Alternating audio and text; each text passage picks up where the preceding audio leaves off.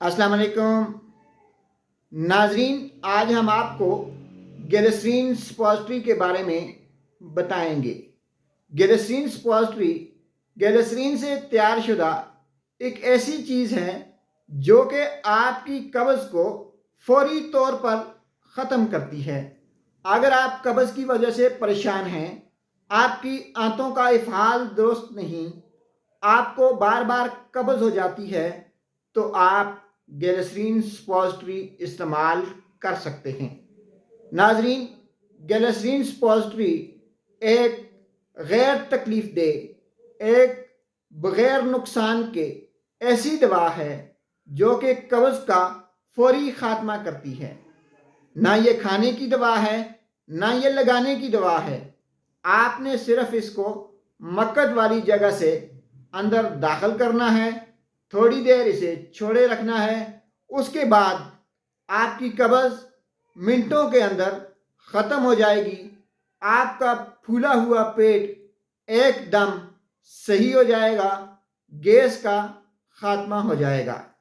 नाजरीन, glycerine suppository जो है वो इस तरह की डब्बी में आती है और एक डब्बी के अंदर 24 सपोजिटरीज होती हैं। आपने इस एक सपोजिटरी को इस डब्बी से निकाल लेना है और इसे मक्कद वाली जगह पे, पखाने वाली जगह से अंदर कर देना है। 2 से 3 मिनट तक आपने इस सपोजिटरी को अंदर छोड़ना है। उसके बाद खुद ब खुद आपको पखाने की हाजत महसूस होगी। नाजरीन, याद रखें, इस ग्लिसरीन सपोजिटरी का कोई नुकसान नहीं है। 4 माह से ऊपर के बच्चों को आप इस्तेमाल करवा सकते हैं। बच्चों के लिए ग्लिसरीन सपोजिटरी जो है वो इन्फेंट्स आती है और बड़ों के लिए ग्लिसरीन सपोजिटरी जो है वो एडल्ट्स में आती है।